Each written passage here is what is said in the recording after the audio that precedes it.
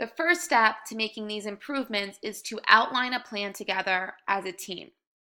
The overall goal is to be the best teacher for our students so that they can succeed and do well. It is important that we are upfront and honest with each other. Learning from colleagues is extremely beneficial, and in order for this to happen, we really need to trust one another. This requires us to take action and not just say we are going to do something or try something new and then not follow through. I myself am guilty of this. However, I am someone who loves to incorporate technology into my lessons as well as my other colleague. However, the other teacher on the grade level is hesitant to using technology, and at times this can become frustrating.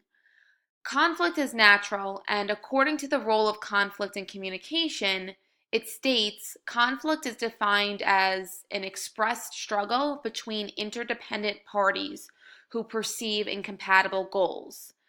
To move forward, we need to have a common goal and we need to communicate and be committed to one another.